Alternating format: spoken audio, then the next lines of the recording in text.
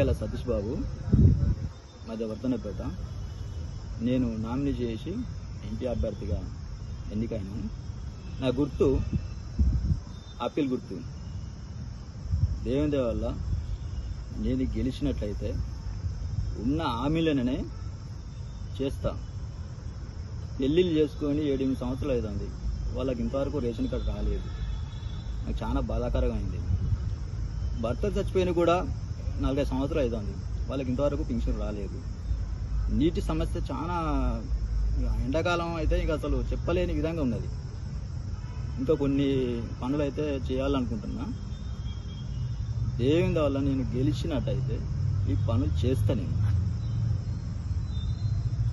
నన్ను 10 మంది ఎన్నుకున్నారు. ఒక ప్రజలతోటి ఎన్నికైన అట్లాంటి అభ్యర్థులు ప్రజల సేవ చేయకుండా ప్రజలతోటి కాలు మొక్కించుకుంటున్నారు, అయినా కూడా పనులు చేస్తలేరు. చాలా బాధ అనిపించింది. నన్ను మాత్రం ఆ 10 మంది ఎన్నుకొని వాళ్ళ సొంత డబ్బులతోటే నన్ను నామినేషన్ వేయించారు. వాళ్ళే ముందు పడ్డారు. పాపం ఆటో అయితే మాత్రం ఆయనే పెట్టుకొని తీసుకొచ్చిండు. చాలా సంతోషమైంది. నేను ₹1 ఎక్కడ పెట్టుకోలేదు, ఇంతవరకు కూడా ₹1 ఎక్కడ పెట్టుకోలేదు. చాలా మంది నన్ను నామినేషన్కు విత్డ్రా చేసుకోమన్నారు. నేను చేసుకోనన్నా, ఎందుకంటే నా సొంతం కాదు అది. నన్ను 10 మంది ఎన్నుకున్నారు. ఆ 10 మందిని నేను విత్డ్రా చేసుకుంటే ఆ 10 మంది నేను అమ్ముకున్నట్టు. కాబట్టి నేను విత్డ్రా చేసుకోలేదు. నేను ఎవరు కూడా నేను విరమించుకోలేదు.